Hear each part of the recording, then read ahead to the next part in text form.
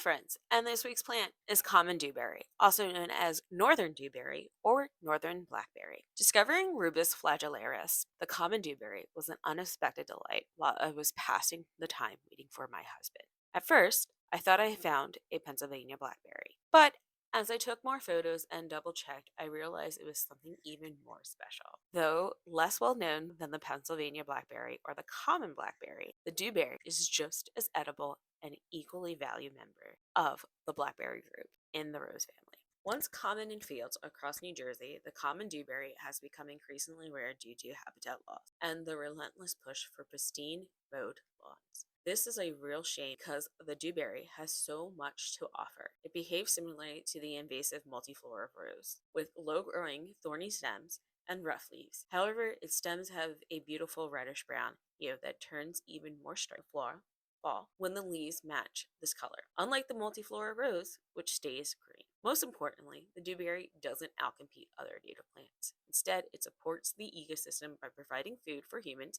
and wildlife alike. In contrast, multiflora rose creates a monocultures that damage habitats and biodiversity around North America. The native range of common dewberry spans much of the eastern United States, Canada, and parts of Mexico. Its fruit is said to taste more like a raspberry than a blackberry, with a unique smoky flavor that some find even better than its more famous relatives. I find all members of the rubus family delicious, but there's something gratifying about discovering new edible plants that are both native and ecologically beneficial. If anything, this experience reinforced for me how abundant and rich North America's landscapes can be if we let them thrive. Unfortunately, the prevalence of invasive species, the scarcity of native plants at nurseries, and the obsession with sterile, manicured lawns seem intent on turning our land into a food desert. But moments like this remind me of the resilience of native plants and their ability to reconnect us with the natural world's gifts.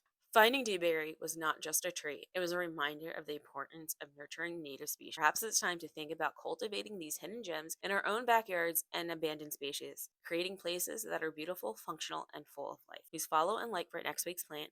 Thank you, and don't forget to plant native.